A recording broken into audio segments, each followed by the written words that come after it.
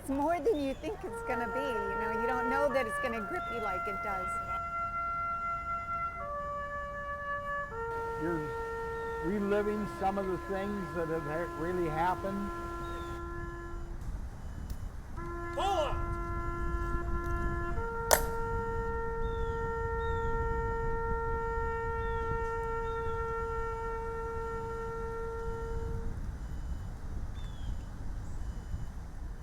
On Saturday, I had the honor and privilege to join 121 Vietnam veterans on Midwest Honor Flight Mission 8. This flight took place out of Sioux Falls and spent a full day in Washington, D.C., exploring the nation's capital and giving these veterans a chance to be appreciated and to remember their fallen friends. It's not fair. I don't know why. I should be alive. The past 50 years, it's been a hard road. Some veterans on the flight were nervous. Some still carry a heavy burden. That burden was released on Saturday. Once the singing started in the air, God bless America, my home, sweet home. that's where healing began. 4 buses loaded up at DCA with 121 veterans and their guardians. The day was full with stops like the Air Force Memorial and the Tomb of the Unknown Soldier.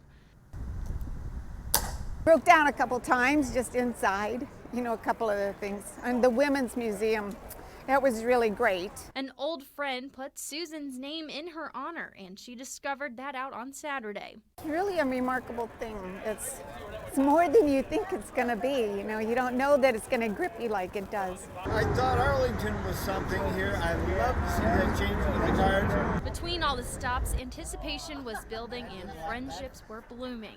But to come back with all the guys that are from the era, it's just an incredible feeling. Stephen Butterfield has a cousin on the Vietnam Memorial Wall. One of the first young men that was killed on Hamburger Hill. And I would kind of like to, I want to get a rubbing of his name this time. And that was a really hard day.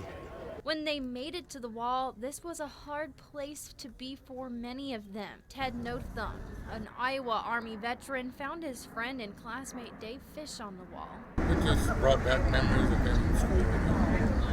That he was killed right on high school.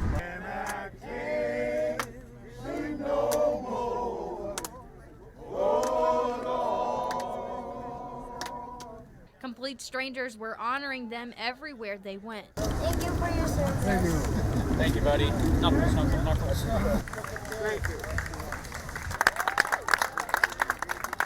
The goal was to give these veterans the welcome home they deserve. From the bottom of our hearts, thank you so much for your service, your sacrifice, and for joining us today. Welcome home.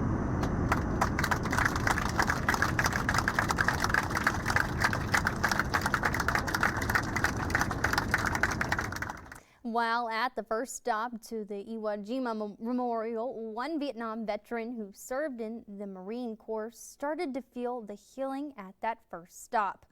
Francis Kars of South Dakota survived an explosion in a tunnel. During his time in Vietnam, he recalled his role being a tunnel rat, going in with a .45 and a flashlight into that very tunnel. Viet Cong members threw a grenade and Kars threw the grenade back, and that tunnel caved in all around him. Within half an hour, his brothers came in to save him, but left him with a heavy burden to carry all these years later. I'm trying to dedicate it to the people we lost. 52 years later, I'm standing here and they are. Healing coming from this trip was remarkable. Kars says he was thankful to experience and being able to remember his brothers who gave their lives for this country. Now, each veteran was looking forward to something different on the trip, whether it was a memorial, an experience, or looking for a certain name. I joined a Sioux City veteran who set out on a special mission at one of these memorials. I've got a very special reason for going. Meet Thomas Roberts, a Vietnam veteran from Sioux City. He never got to meet his biological dad, who went off to serve in World War II. My biological dad was killed in World War II. and his name is there. And I want a picture of his name and me together. Roberts grew up and enlisted himself, serving overseas from 1966 until 1968. I've always wanted to go to Washington, but never had the opportunity until now. While in D.C., he made it to all the memorials, but something switched in him when he made it to the National Mall. The whole trip has been this one place only. When walking over, he discovered the names of soldiers were not on the memorial itself, which defeated Roberts. But what he didn't notice when rolling up was the memorial database, where he could search his father's name, Thomas S. White. Let's go do it.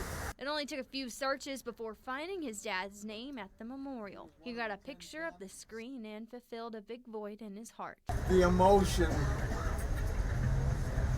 is more than I can really say or talk about.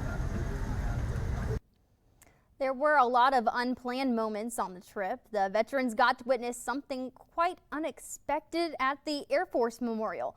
Master Sergeant Rochelle Butts was holding an intimate swearing-in ceremony on Saturday. As the veterans were walking into the memorial, Butts was raising her right hand, swearing in for the last time after serving 20 years in the Air Force already.